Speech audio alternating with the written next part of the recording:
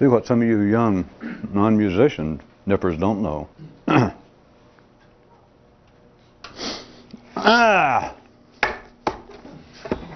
Series 93, 122 items 1 through 98. And I like to point out, I am aware of the fact that I read these very fast. And I know that some people find their attention to be taxed. Because of the rapidity at which I read them, and at times because of just the number. I'm aware of that. But they were intended to be a challenge, and they're done for a reason. It's not for me to try and end up in a record book somewhere listed under, some sort of listing under voluminous or the most prolific aphorist in the world, because I assume that I won that. I won that award several years ago. I'm way past that. So that is not the point. And I hate to say too much what the point is, because surely you can sort of figure out. But a lot of them, all the way from the Kairos to the news items and news stories, and then these little things, that many of them are just, one line and it's gone.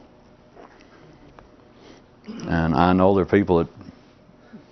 people who have asked, it's a shame I didn't stop and talk about many of them. But if we did, that's the intro. Jesus. I got your intro. Here we go. The mind, a function provided to man by local conditions so that he would be able to make full use of cliches. One man says, I'm not as dumb as I look. I do, however, have tentative future plans to either change the way I look or else how dumb I am. So could we stay tuned? Systems for the expansion of consciousness which are systemic probably won't expand yours. Did I leave out a word? Systems for the expansion of consciousness which are systemic or systematic probably won't expand yours. Some employment news. Everyone works for life, and many believe that they're not paid enough, if at all. The culinary corner. The invisible ingredients that make civilization properly blend, cook, and rise is speech. Some neurons told some hormones, hey, pick up after yourself. And consciousness told the mind, hey, same for you. The royal priest quit, explaining to the king, we finally talked God into the ground. It's about time to move on. Bye. A man walked into the village shop and asked the prop, do you have any rope? See, he replied. Do you have any lumber and nails? See, he replied. Can you do basic carpentry work? See, he replied. So asked the man, why don't you build a scaffold and hang yourself? See, said the man. Yeah. The now out-of-work priest later wrote a book entitled, The Very Reason That Traditional Stories Are Ancient and Old is Just So You Won't Try to Update Them. But would you listen? See, said the man. Yeah. Question, does the normal chronological progression of everyday life do to an ordinary man in 60 years what one in a closed environment might do to himself in less? You could consider the possibility of two approaches. One, a private monastic one of meditation and reflection, whereby a man attempts to calm the mind before the natural aging process does it for him. And secondly, a public one of collective rituals, social programs, and the like, which sees the collective control of behavior as the only possibility for a change. Conclusion, if you ain't your own secret garden monastery, forget it. Another distinction between the civilized and the conscious. The civilized treat one another nicely. The conscious pretend to. This leads a man to inquire, is there a difference between being conscious and being more conscious? And this later seemed to prompt him to ask, even if you're not more conscious, could you be conscious of the fact that you're not? A man who don't rightly care exactly who he is might actually be somebody. When a group of those with similar interests gather about a magnetic core, they tend to become a cult, with each member acting as an apologist for their leader. So too is it with a man's own mental personality. We'll get back to you. Two kids were talking, and the first one said, it sure is easy to laugh at other people. And the second one replied, yeah, I guess that's why God made other people. And the first one said, yeah. Lots of people pretend not to care, who in truth are simply too dumb to know how to care, even if they wanted to. And the second kid said, I guess that's why caring means so little. And the first one said, yeah. Another time and energy-saving tip.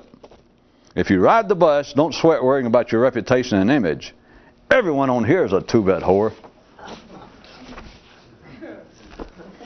Whenever this one man would become aware that his mind had just said something cynical or sarcastic about someone, for his own advantage he'd immediately add on the line to himself, right, you can count on it. A certain parent told its kids, the more you shut up, the better you look. Some gray cells told its pink and blue ones, why don't you take a lesson from certain humans? And now for an update on the NBA draft. Although silence, without any doubt, offers unique, specific benefits to any intelligent man or woman, it is nonetheless true that if you shut up too soon, what the hell are you talking about? You can't shut up too soon. Well, Commissioner Caligliani, for our third-round choice, could we have that 7'3" astrochemist there in the corner? C, said the commish. As per consciousness and comprehension, a man with heroes is a dead man. An official-looking and sounding person suddenly appeared high atop City Hall and sang out this declaration to all the people. Life don't jive and life don't play, and for saying this, I'm paid by the day. Don't you see, it's just as easy as 1, 2, 3. 1, without a mind, no creature can engage in self-condemnation. 2, engaged in self-condemnation, no creature can ever escape the mind. 3, well, 3 should be obvious as hell. For punishment, when he got to heaven, God made this one guy tell his life story.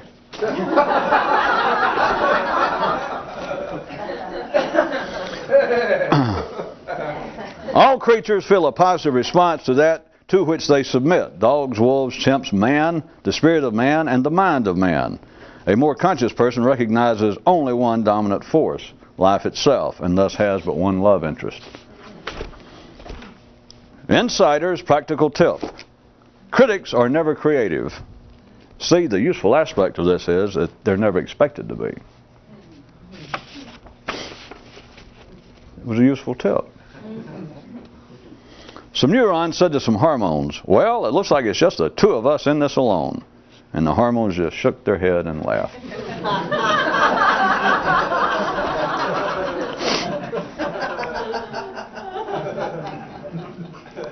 Just consciousness is like a calm morning with unexpected blue skies.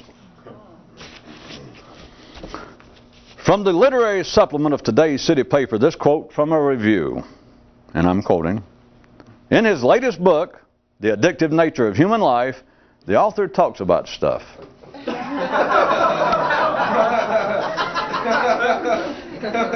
Well, folks, you know that's the way it's supposed to be. There is no shame in being alive, but there is in just being alive. Assuming his sage-like position, the intellect guru told his young followers, the mind is capable of two types of thought. Thought that is incorrect and thought that is really incorrect. One kid, at the agitated behest of a stepbrother, bought his father for his birthday an unrequested set of matching modifiers. Near the edge of the city, one man began to so wonder, laying aside for the moment the question of whether it is actually desirable or not, is it even possible to wear down a neural merry-go-round to the point that it stops? Remember, if there's one thing consciousness knows the answer to, it's this. Everything. You should never totally dismiss another man's transcendental path, for even if he doesn't understand what he is doing, therein still lies a trick or two that you can somehow use. There are those who enjoy a man who knows what's going on, so long as he doesn't insist on telling them.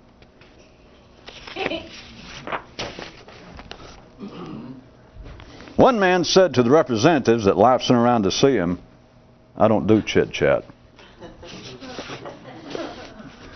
The illustrious belief that a normal feeding of the mind can lead to an expansion of one's consciousness is akin to believing that chipmunks grow up to be squirrels.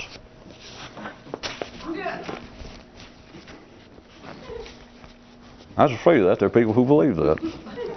Here. Some neurons told some hormones, don't wait too long, and the hormones said they wouldn't.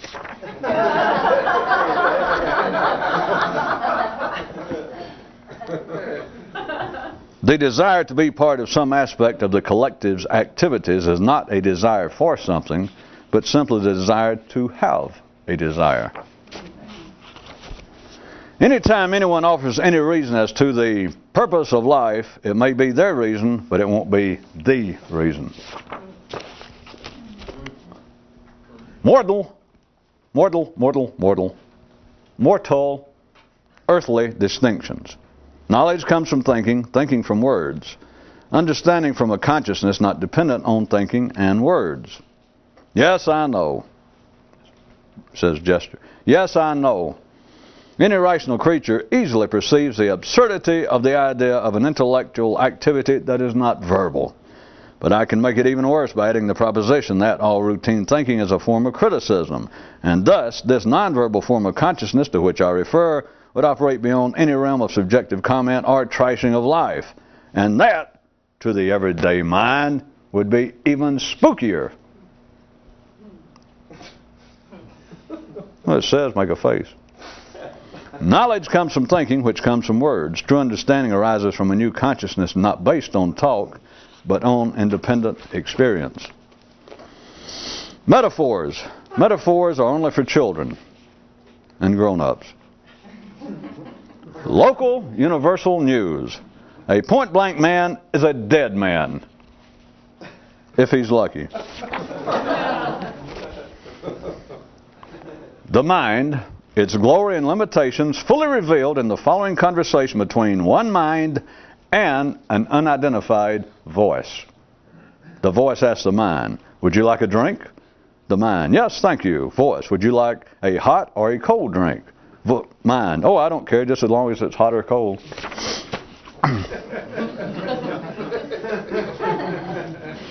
Is it somewhat of a challenge that the title of an item is longer than the item? Do you kind of lose your place or what?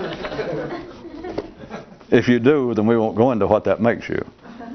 One man made a list of all the things men believe they are, but aren't, but which life itself is. Originally, the list was extensive, but he finally narrowed it down to just 3 items. Don't you wish you knew what they were?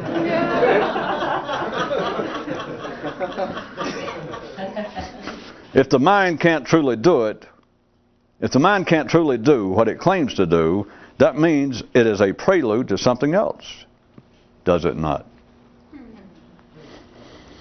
Whenever he felt like tripping, this one man would. And whenever life felt like tripping him, it would. He later called out to us, hey, what are y'all waiting on? What might be society's view if society ever knew what is exactly going on, actually going on, as exemplified by one of their members' comments. That was the title. What might be society's view if society ever knew exactly what was going on, as exemplified by the comment I'm about to read from this guy, all right?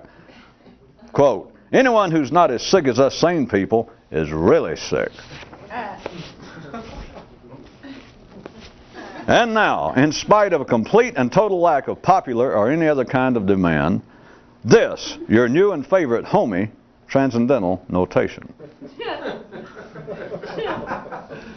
The ultimate insult is, perhaps, a putting of a name on that higher still state of consciousness and thus disturbing it. If you talk about someone else, they become your hero. Another singularity of the mind is in its easy ability to confound certain of man's most cherished truisms. For baby instance, the mind can run and hide. In fact, the more it runs, the more it hides. And a man near a hitching post dreams that his dreamed of consciousness says, that is not funny. But hey, that's how dreams are. A viewer says, I think I've got it figured out. This thing that you're up to is just talk. But a kind of talk that intentionally doesn't mean anything. Nothing.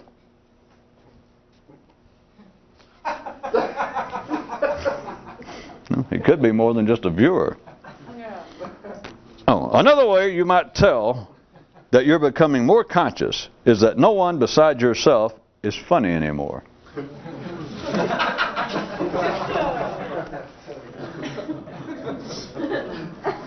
Here come the mind, here come the mind.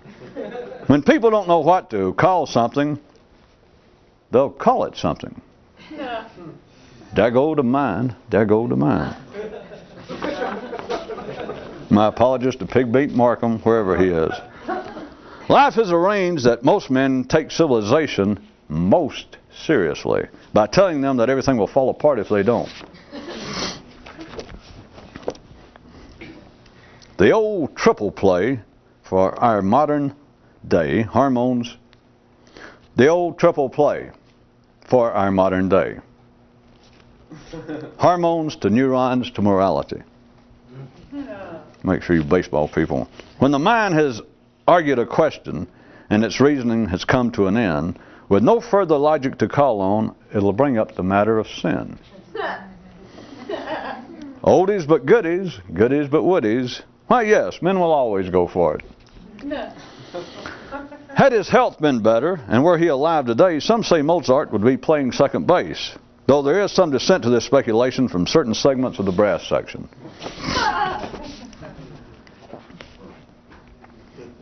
The ordinary's continual clamoring about compassion is, in truth, their unknown description of nonverbal, uncritical consciousness. Definitions: religion, civilization's original nanny. Psychology is newer one. P.S. A conscious man is his own. There is a difference in just being alive and knowing that you're alive. If Dr. Consciousness could speak above the din of the mental waiting room, he might be heard to say, "What could be more painful to those who seek my services than habit?" Another way in which time is of no help at all. If habit don't get you, death will. And by then it's too late anyway. No matter whether you believe it is easy or difficult, and no matter whether it is either easy or difficult, one thing's the same. The time to do it is now. Yes, now, you lazy sow. Ask yourself, what can be easier for a pig than to slide and slop? So all you've got to do is either act pig-like and then coax life into assuming the other part. Slipping and a sliding, habit started hiding. And apologies to Richard Penniman. Free tire pressure check. If you can't be independent, at least don't be dependent. Road pressure check at a slight additional charge. In a book he considered important, one man underlined all of the important parts. The book was eventually nothing but one big underline and became the man's mind.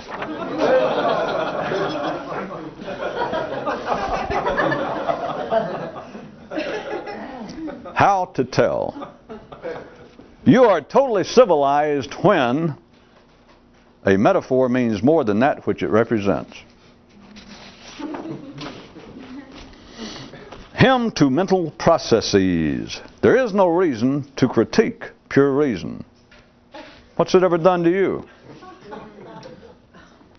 If they ask you to captain the ship, get off. The son of a bitch is sinking. And now another episode in the continuing exciting saga of maybe. Hormones create, neurons criticize. Humor, a gentler trashing of life. Yeah. This is why comedians are often held in higher regard than critics.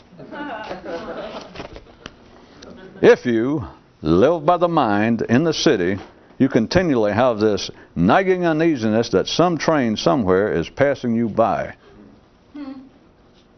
Religion and psychology. The belief that the railroad tracks can be rerouted, or in the alternative, that with their help, your station can be moved someplace else.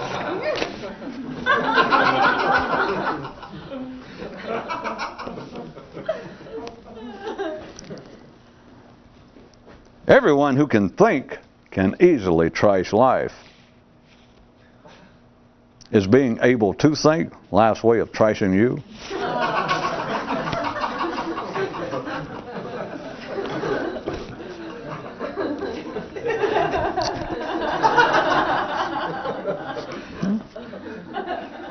All parents have their favorite little kitty. The title of his latest book was Pretension as a Way of Life.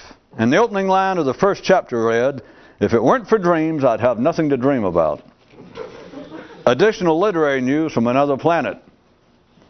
One man refused to write down anything he had already said, and in return wouldn't say anything that he had already written down.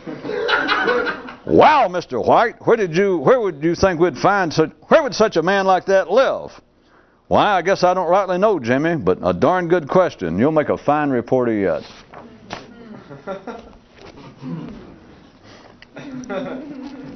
A facial while you wait. A busy mind makes for squinty eyes.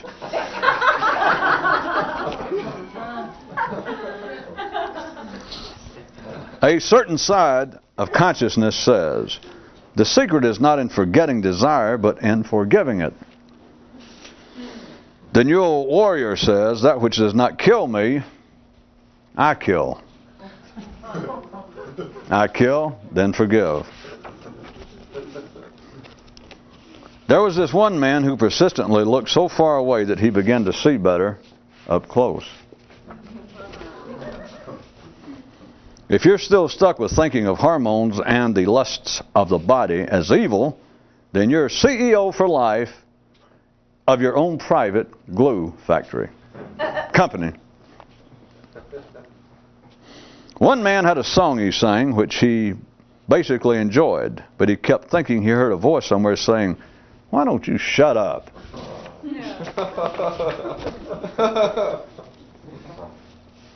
If you do not understand the difference between thinking and consciousness, then the mind will always be hungry. The mind will also be your restaurant, it will be your breakfast, your waitress, your cook, and cashier, and still, you will always be hungry. There goes the difference. How to discipline language, and at the same time, perhaps, exert some control over action. That was the title, that wasn't a bit. It's done like this. You ask yourself sincerely, is that verb over there tense? A man with the moniker Pithy J. Porthenbotherberry changed it to Marquis, saying it was too long to fit on a name. By the slightest of chances, are you slowly beginning to get it? If being alive with an intellect is like a train trip, then the mind is like a crossword puzzle to play with on the way to a new station of consciousness. One man's inquiry raised. If humanity is the patient, life's the doctor, and us individually just specimens, then how come we get the bill? One man's rhyme. The bridge goes up, the bridge goes down, and still we're stuck in this lousy town. Yeah, I know it didn't have anything to do with neural connections. I'm like you. Freed of collective desires, at first the mind feels naked, liable to drowning.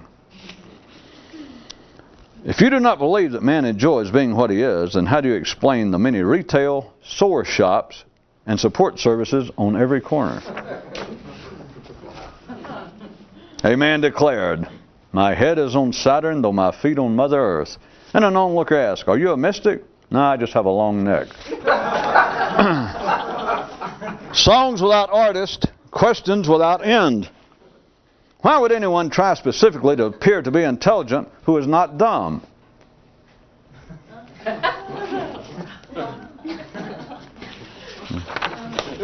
I know I should have gone over that one faster. Well, we're not here to disturb anybody. Far-flung religious news. One man says he'll consider believing in reincarnation if he can be assured that at the beginning of each new life, he will not have to sit there and watch introductory scenes from the previous one.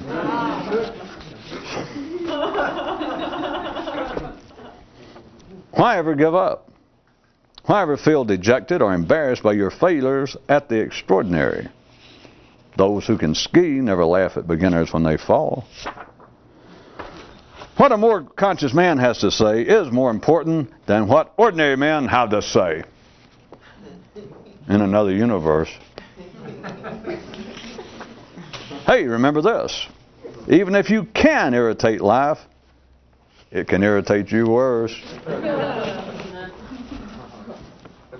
A father told his son, if you are going to ever talk about any of the historic systems of attempted enlightenment, be sure and mispronounce their names and misinterpret some of their basic ideas just to keep yourself honest.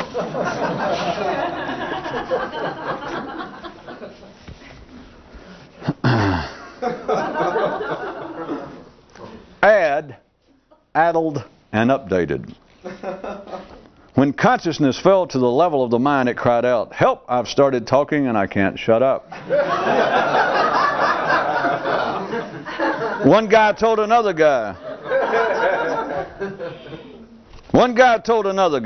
The great thing about life is that you can learn so much from it. Another guy said, yeah, and so little also. And the first guy said, yeah, you're right. Then they both said, yeah, we are right. And they went on and on and on. Yeah. Update regarding the news. If the news wasn't bad, it wouldn't be the news. Now would it? Yeah. And they stuck one guy way down at the bottom of the page.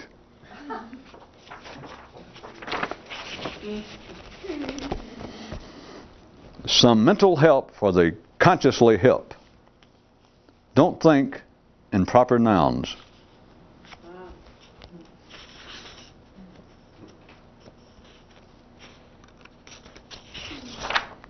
Life offered a deal to one guy. Don't misquote me, and I won't quote you correctly.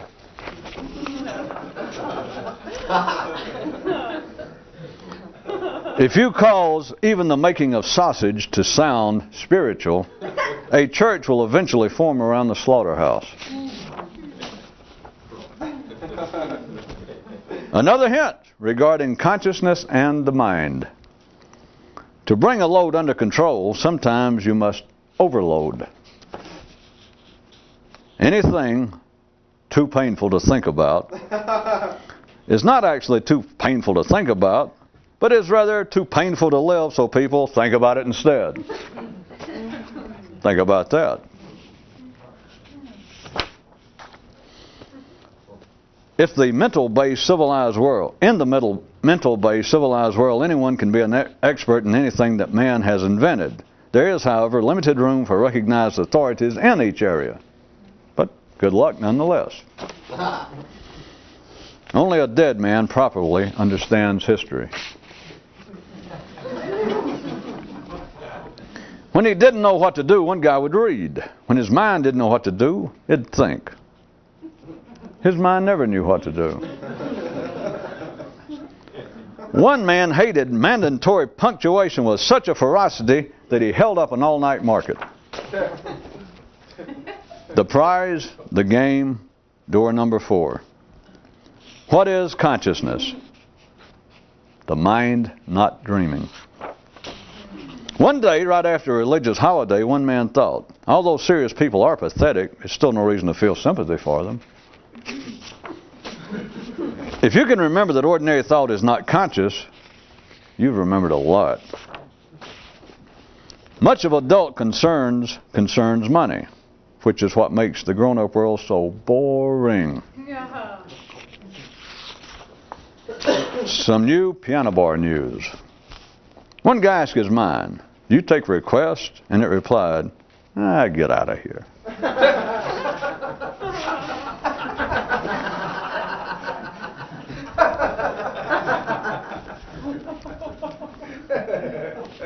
Only schlocky people talk about schlock, much less criticize it. After a bout of extensive talking, one man says, "I have a pain in my jaw, and it's not my brain." The pretty darned obvious reinstated for those who missed it the first time round. If you're going to be alive and healthy, don't talk about sickness and death. When a more conscious man says I, he doesn't mean it personally. For if he does, he is no longer conscious. Weak people are stupid people. Another reason you better watch it. If the mind doesn't have anything to think about, it'll think of something.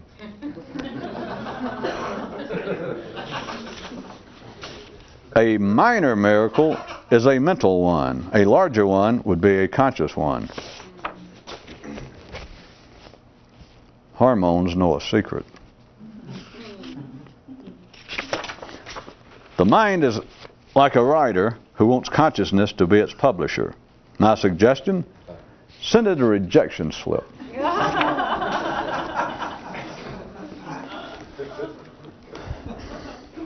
In the book, world-renowned authors and composers, one man found listed the son he never had. Give me the blues. In any manner, even remotely meeting man's definitions, only the life of life is free, creative, and conscious.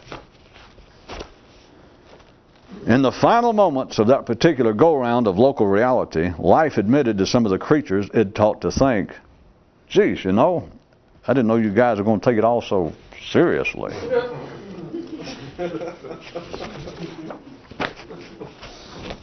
When a man becomes conscious of life itself being alive, and of this universe being beyond finite dimensions, then he sees that there is no way out, and his perception of what constitutes captivity is forever radically redefined.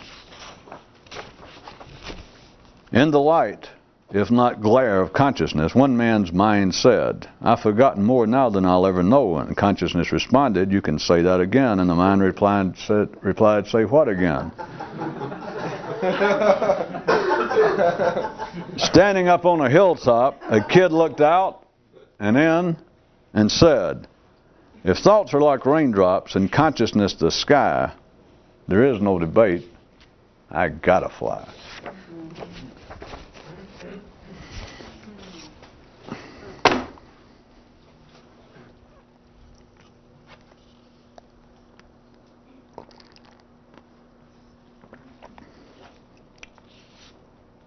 What were we talking about last time?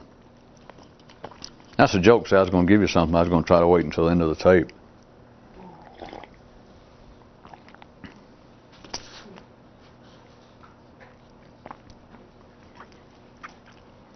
Anything too painful to think about being in quotation marks, because we all heard that.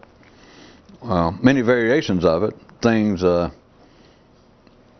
Last time we were talking, I even made another description that there are aspects of life that people do not want to hear talked about. And I don't mean just something yucky about private, crude bodily functions and all that. Men do not want to hear that their favorite hobbies, their favorite pastimes, the kinds of desires, the kinds of attractions that keep their mind somewhat stable, at least for 60 years, keep it involved, they do not want to hear it trashed. The lovers of music from this general school of hip-hop do not care to hear, they don't mind if they hear that late Renaissance music has now been banned in most of the Western world. What do they care? But they do not want to hear that their own interests are under attack. And of course, if that's too wide, people do not want to think about God, I hate to step in this. I was going to say such things as death, although they talk about it all the time. But you know they don't want to think about it because they can't think about it. If they could understand it, which is what real think about is, they wouldn't be talking about it. And if they could, they certainly wouldn't be talking about it on the basis of, well, when I die, it's my belief that I'm going to paradise. I'll go to be where Amelia and Judge Crater and Elvis and everybody is. There are things that the mind considers too painful to talk about. That's just the term. Now remember, we're not talking about things that are anywhere at the survival, at the physical level. We're not talking about things that are just yucky. You know, like cabbage souffle or something. We're talking about things that the mind thinks that whatever, if it heard a description And it would be even worse were it not from a polarized mechanical opposition. That is, from Democrats here, Republicans attacking their platform, just to make it easy.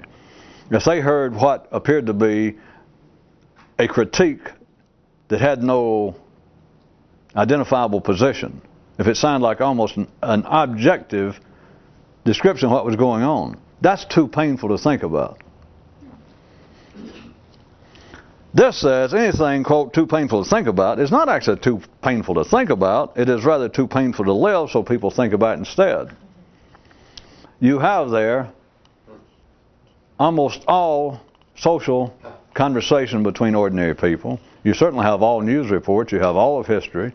You have all religious rituals other than those that knock down a shot of wine every now and then. Everything else is based on this. They will say that there are things we cannot talk about because they're too painful. And that's not true. It's things they cannot live. That is, things that the mind does not know how to experience. That would be too painful. Would you like to diagnose that further? All right. It would be you go into the Dr. Consciousness, since he popped up tonight, whoever the hell that is, and you said, I have this pain in my brain, in my mind. There's this, I don't know, it's just kind of a lot of times it's a dull pain, and it's a sharp pain. And that's a round pain, and that's a square pain. And it just goes on and on and on. And the doctor being compassionate enough not to tell the man, that's you, sir.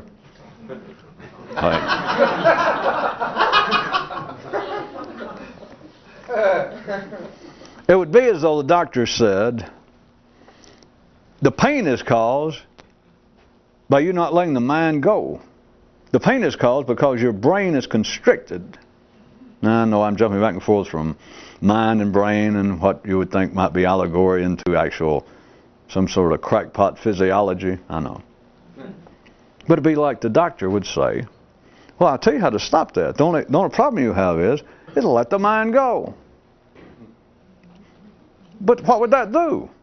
Even if you thought, well, that's kindly old Dr. Consciousness, been in our family for years. He says, really, I don't normally tell people this, but you seem ready to hear it. What's causing the pain is let the mind go. What would you do? Sitting down on the table, and he walks off to wash his hands or something, and you go, I wonder which parts he meant.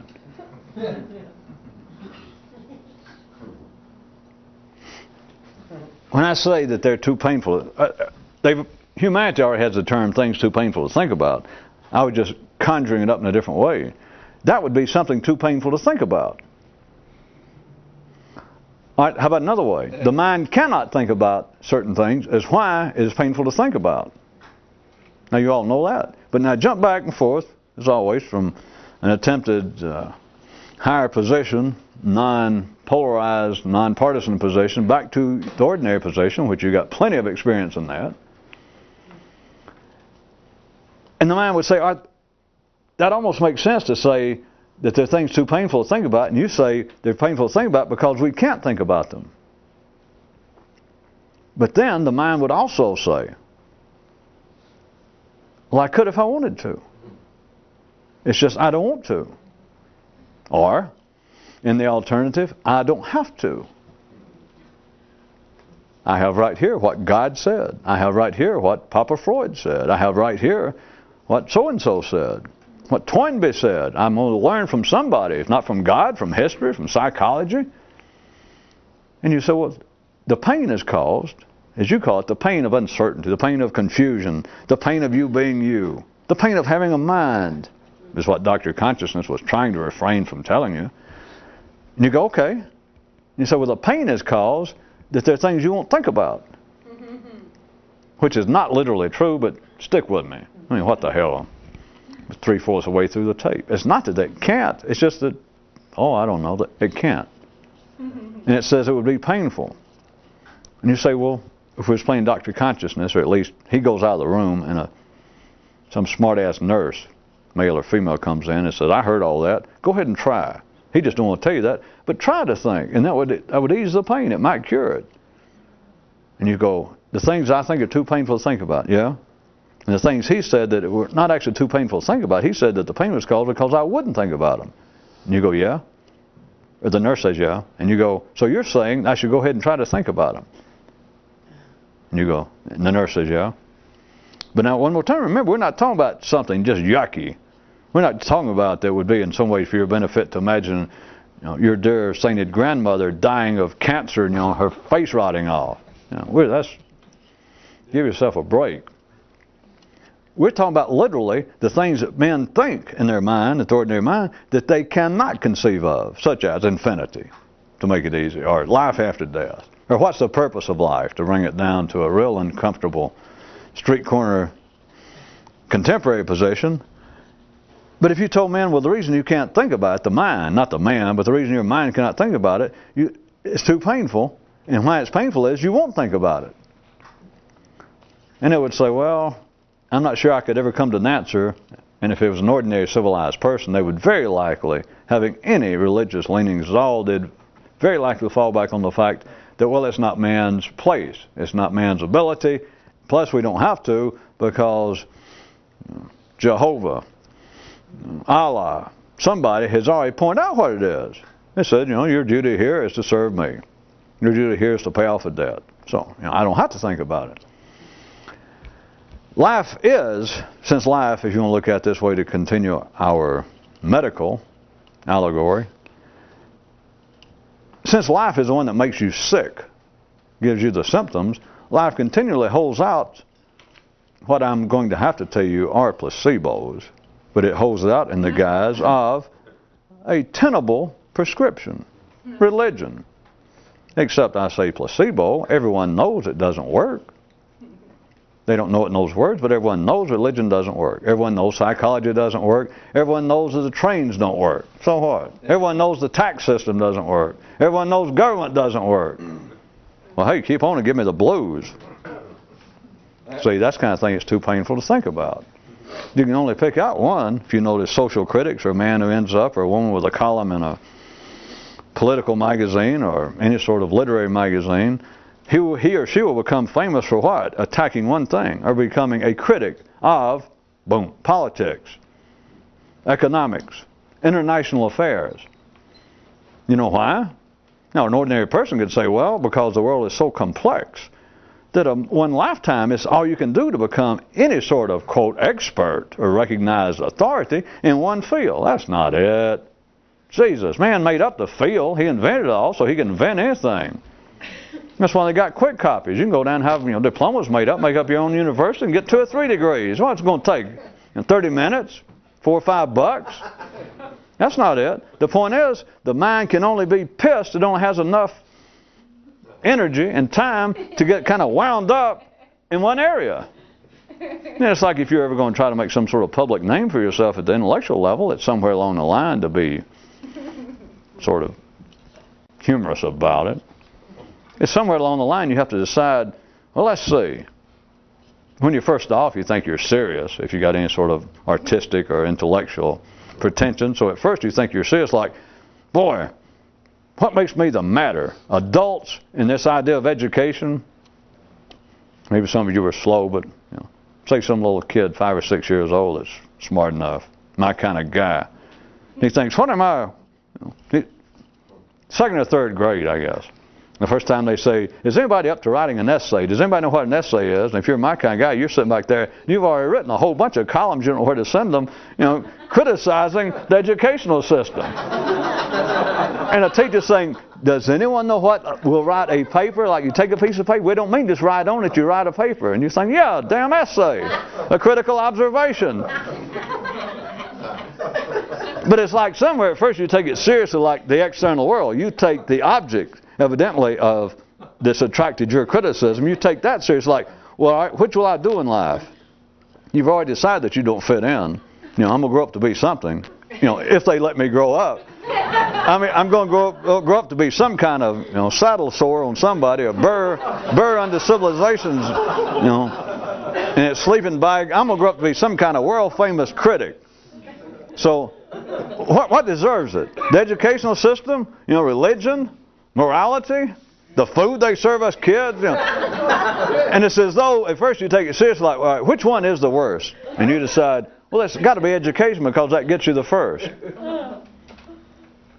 The point is, you may think that, you might have thought that, but that's not it. You get a little older and you might think, well, hey, I got enough brain power going on, plus I got enough pissed. There used to be, maybe there still is, I guess, there's a French term I cannot conjure up in my brain right now, but it was like a very irritable, very vitriolic, educated critic. And piss is in it somewhere, but that's what I was trying to get at. At any rate, later in your life, you get to be maybe in your teens, and you're already writing a little column for the school paper you did once, and then wouldn't, the principal wouldn't let them publish anything you wrote after that. This is not autobiographical. I'm speaking for some of you people. And so then you decide, well, you look around at them and you realize, well, I'm smarter than the principal. I'm smarter than anybody I know. My parents, the priest, none of them are thinking, not like I am. So then you think, well, shit, why should I just narrow it down to I'm going to be a critic, a world famous critic, educated? Because then you're faced with that, of course, that's somewhat of a quandary, is, to be really famous and respected in the area, I'm going to have to go to school and put up with this shit for another 10 or 12 years and get a doctor's degree, so when I do write a book attacking education, that some reputable publisher, instead of Vantage Press or Superman All Night Quick Copy, there's some real publisher, I got to do that to attack them. At any rate, so you decide, wait a minute, I got enough of those kind of vitriolic juices running in me, why limit my ability to serve humanity and just attack education? I'll get me a column in some magazine, and I'll attack education like once a week, and then maybe in one column, and then in another paper, maybe I'll even change my name, and then I'll attack religion. And it doesn't work that way. It's as though a man has only enough energy, the mind does, the man got enough energy, but the mind only has enough energy to become a critic of one thing.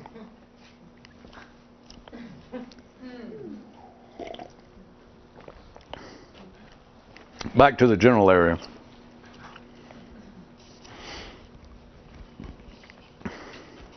What would seem to be the criticisms of life, whether it had done, that was way off. I know the apparent examples were way off, but they were still on what I was talking about.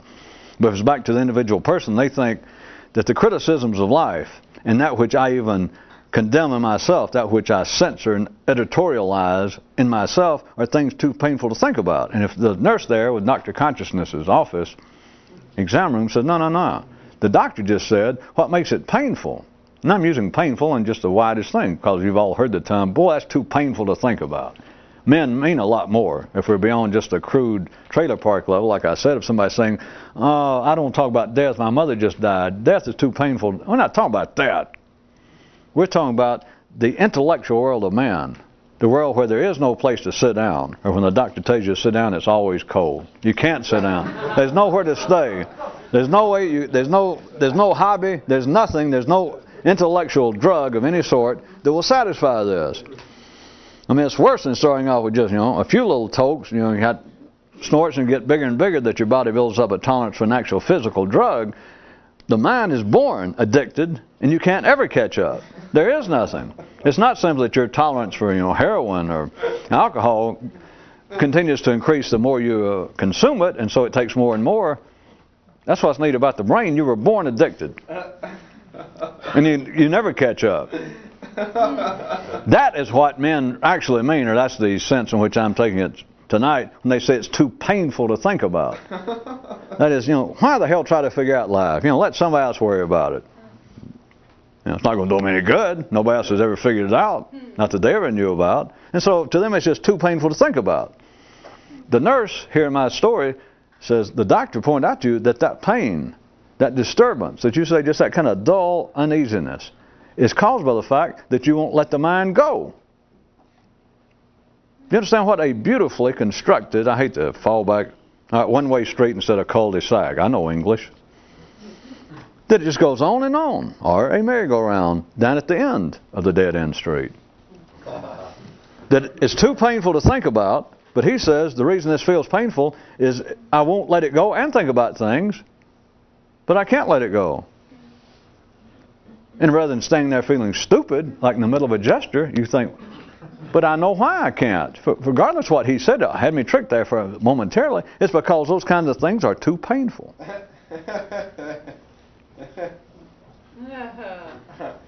If we had our monkey and pipe organ or glockenspiel, we could play music apropos to be on a little horsey, and you go round.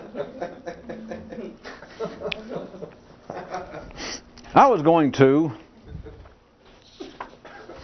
Oh, has everybody got pen and paper? I'm sure you'd want to take notes.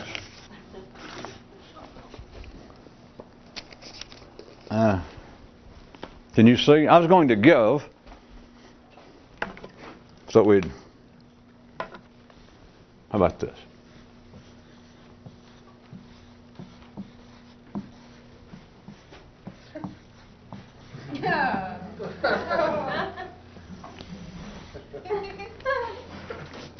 I guess rather than try to write them all. Anyway, it's a whole schedule to use.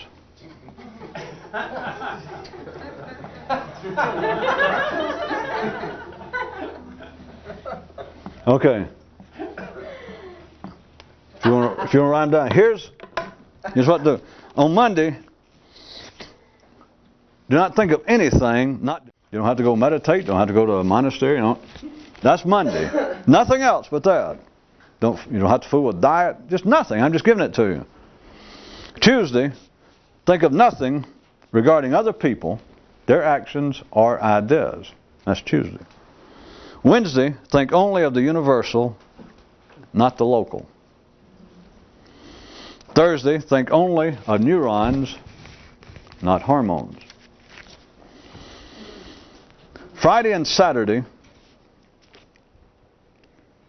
think only about an aim that can never be described. And then on Sunday, don't think about the plan.